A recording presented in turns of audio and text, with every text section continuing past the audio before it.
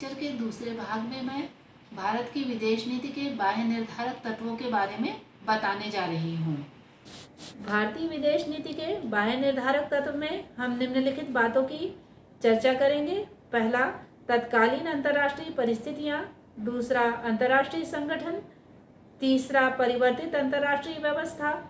चौथा, क्षेत्रीयता। और पांचवा, वैश्वीकरण। विदेश नीति के निर्माण में आंतरिक निर्धारक तत्वों के साथ बाह्य निर्धारक तत्वों का भी महत्व है। पहला पॉइंट है तत्कालीन अंतर्राष्ट्रीय परिस्थितियां। द्वितीय विश्व युद्ध के बाद यूरोपीय शक्ति का पतन हो गया। वैश्विक मंच पर संयुक्त राज्य अमेरिका और सोवियत रूस दो महाशक्तियों का प्रादुर्भाव हुआ। इनके बीच वैचारिक मतभेद की वजह से शीत युद्ध शुरू हुआ। इसलिए सैनिक संधियां और शस्त्रीकरण की दौड़ शुरू हुई। पूरा विश्व दो गुटों में बंट गया। दोनों ही गुट आर्थिक सहायता और सुरक्षा देने की बात कहकर नवोदित देशों को अपनी ओर आकर्षित करने लगे। ऐसे तनावपूर्ण वातावरण में 1947 में एक संप्रभुता संपन्न देश के रूप में भारत के सामने द्विध्रुवीय अंतर्राष्ट्रीय व्यवस्था संबंधी दो विकल्प थे। पहला, दोनों में से किसी भी एक गुट में सम्मिलित हो जाना। दूसरा, दोनों ही गुटों से पृथक रहना। भारत किसी भी एक गुट में सम्मिलित होकर दूसरे गुट की नाराजगी नहीं लेना चाहता था, क्योंकि उसे दोनों ही गुट से आर्थिक मदद लेकर विकास करना था। साथ ही किसी एक गुट में सम्मिलित होने पर वैचारिक स्वतंत्रता के खोने की आशंका थी। इसलिए भारत ने गुटों से पृथक रहने की गुट निरपेक्षता की नीति अपनाई। ये भारत के राष्ट्रीय हित के लिए उचित था।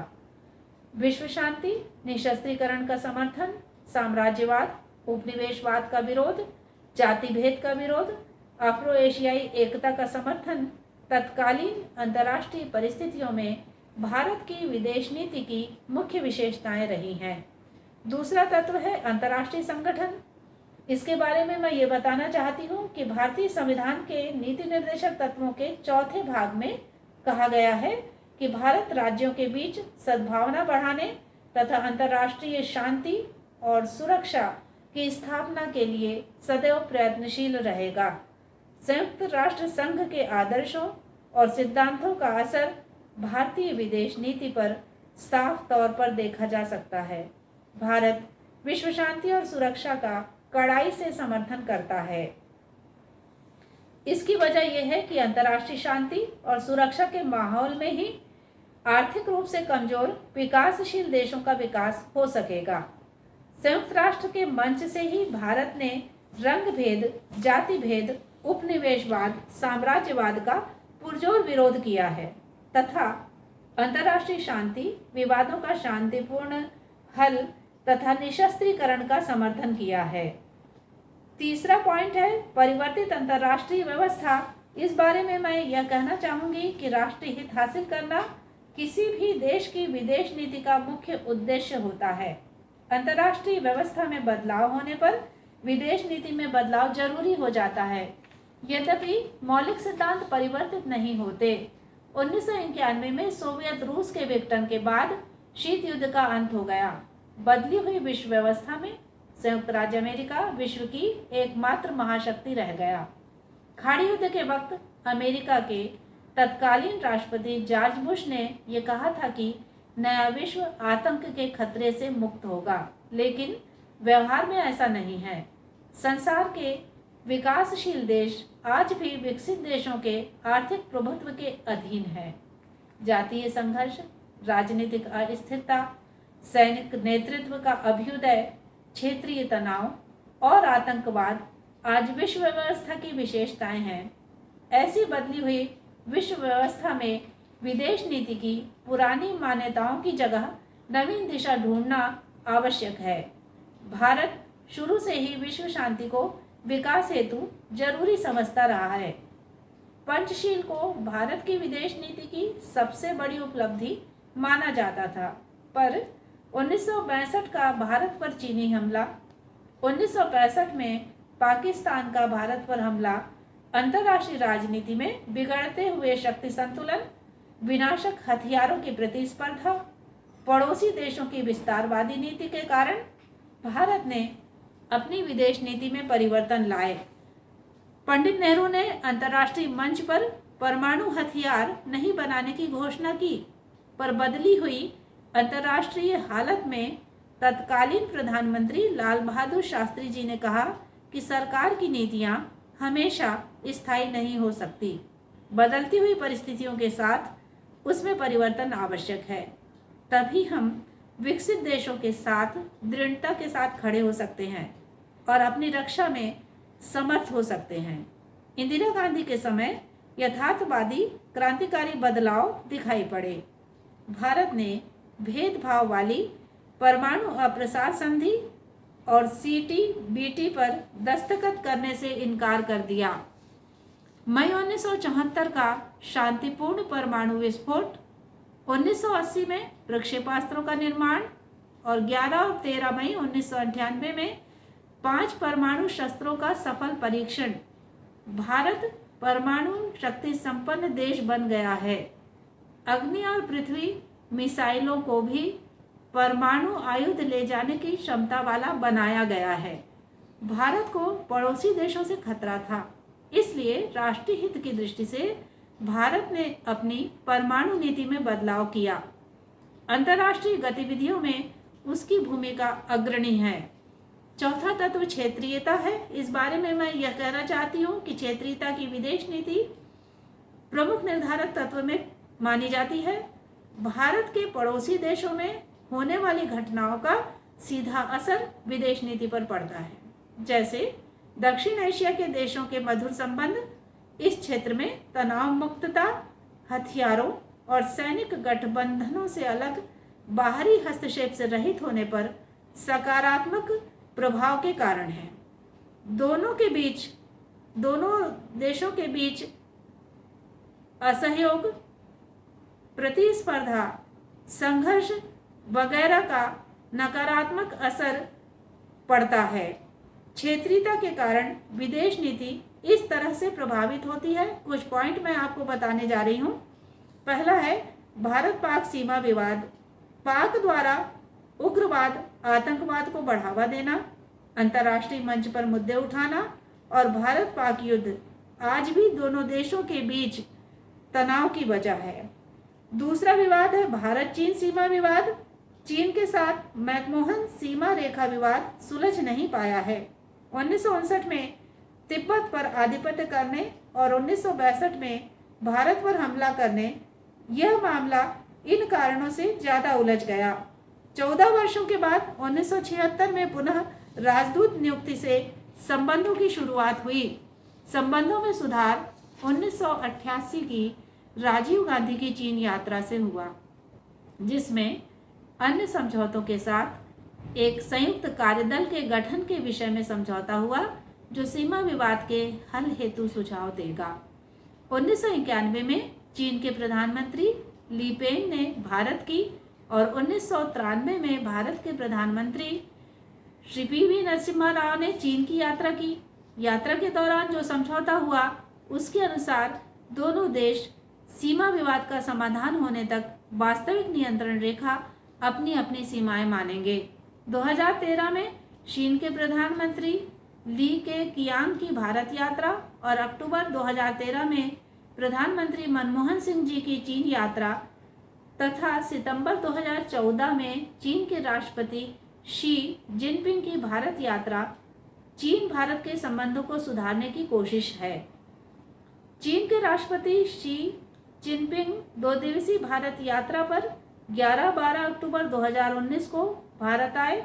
यहाँ भारत के प्रधानमंत्री के साथ चीन के राष्ट्रपति शी जिनपिंग के बीच कई चरणों में लगभग 6.5 घंटे वार्ता चली। ये मुलाकात सकारात्मक माहौल में हुई। इस बारे में मैं ये बताना चाहूँगी कि इस वार्ता की कुछ उपलब्धियां हैं। पहला पॉइंट है कारोबार और निवेश को बढ़ाने के लिए एक तंत्र स्थापित करने पर सहमति।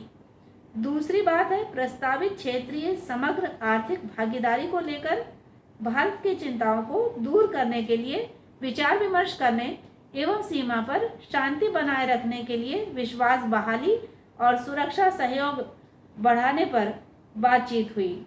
दोनों देशों ने आतंकी समूहों को प्रशिक्षण, वित्तपोषण एवं समर्थन के खिलाफ ढांचे को मजबूत बनाने के लिए अंतर्राष्ट्रीय समुदाय के बीच बिना भेदभाव के संयुक्त प्रयास को मजबूत बनाने के महत्व को रेखांकित किया। अगला विवाद भारत श्रीलंका विवाद है। इसके बारे में मैं ये बता रही हूँ कि भारत और श्रीलंका को स्वतंत्रता से आज तक तमिल लोगों की समस्या से जूझना पड़ा। दोनों देशों के मध्य इस बारे में 1954 में नेहरू कोटेलवाला संधि, 1964 में शास्त्री श्री माव भंडार नायके संधि, 1974 में इंदिरा गांधी भंडार नायके संधि हुई। इनके बावजूद तमिल शरणार्थियों की समस्या का स्थायी समाधान नहीं हो सका। 1970 के दशक से LTTE लिबरेशन टाइगर्स ऑफ तमिलीलम की उत्पत्ति और तमिल राज्य की मांग को लेकर दोनों देशों में अविश्वास का माहौल लगातार बना रहा। 29 मई 1987 को भारत श्रीलंका समझौता हुआ। भारतीय शांति सेना श्रीलंका भेजी गई। इससे दोनों देशों में तनाव बढ़ गया। इसलिए तत्कालीन प्रधानमंत्री VP सिंह को 24 मार्च 1990 को शांति सेना को वापस बुलाना पड़ा। 21वीं शताब्दी में भारत श्रीलंका के संबंधों में काफ़ी हद तक सुधार आया है। 2010 और 2012 में श्रीलंका के राष्ट्रपति महिंद्रा राजपक्षे की भारत यात्रा, इसी तरह फरवरी 2015 में श्रीलंका के राष्ट्रपति मैत्रीपाल सिरिसेना की भारत यात्रा और भारत के प्रधानमंत्री नरेंद्र मोदी जी की 2015 में श्रीलंका यात्रा ने भारत श्रीलंका संबंधों को सुदृढ़ बनाने का काम किया। अगले पॉइंट पर मैं भारत और बांग्लादेश विवाद पर चर्चा करना चाहती हूँ। 1971 में बांग्लादेश को पाकिस्तान से स्वतंत्र करने में भारत ने महत्वपूर्ण भूमिका निभाई, पर बांग्लादेश और भारत के संबंध अधिक मधुर नहीं है। बांग्लादेश से आने वाले चकमा शरणार्थियों द्वारा त्रिपुरा राज्य में गंभीर संकट की स्थिति उत्पन्न हुई। गंगा जल विवाद, 3 बीघा क्षेत्र विवाद के समान शरणार्थियों की समस्या भी दोनों देशों के संबंधों के सुधार में रुकावट है।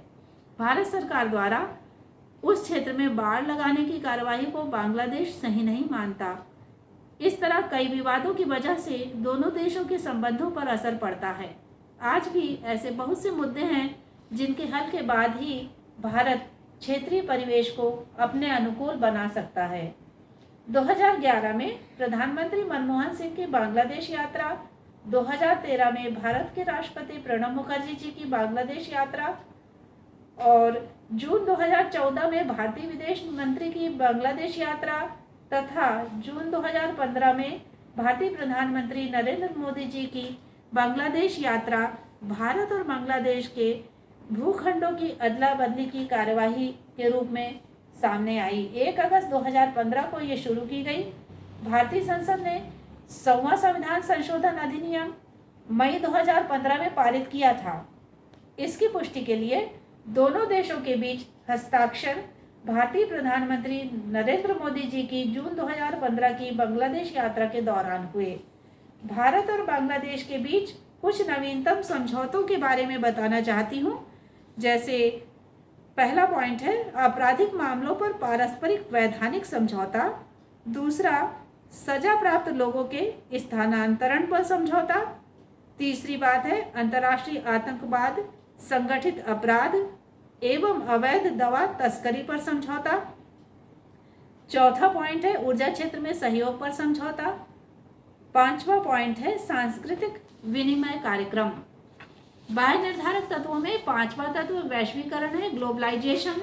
इस बारे में मैं यह बताना चाहती हूँ कि वैश्वीकरण वह प्रक्रिया है जिसमें पूरा विश्व सिमट कर एक हो जाता है। इसमें राज्यों की सीमाएं रुकावट नहीं बनती हैं। इस भूमंडलीकरण के कारण अंतर्राष्ट्रीय निगमों और बहुराष्ट्रीय कंपनियों ने कार्य शुरू किया, जिससे अंतर्राष्ट्रीय आर्थिक लेन देन पर लगी रोक हटने लगी। और विदेशी व्यापार के क्षेत्र में खुलापन और विदेशी निवेश के प्रति उदारता बढ़ी। अंतर्राष्ट्रीय संगठनों के माध्यम से हो रहे विश्व परिवर्तन का भारतीय विदेश नीति से सीधा संबंध है। लेक्चर का दूसरा भाग समाप्त हुआ। संदर्भ पुस्तकों के बारे में बताना चाहती हूँ। भारत की विदेश नीति, डॉक्टर एस.सी. सिंहल, प्रकाशक लक्ष्मी नारायण अग्रवाल, आगरा। भारत की विदेश नीति, हरीश कुमार खत्री, प्रकाशक कैलाश पुस्तक सदन, भोपाल। प्रतियोगिता दर्पण, समसामयिक वार्षिकी 2016।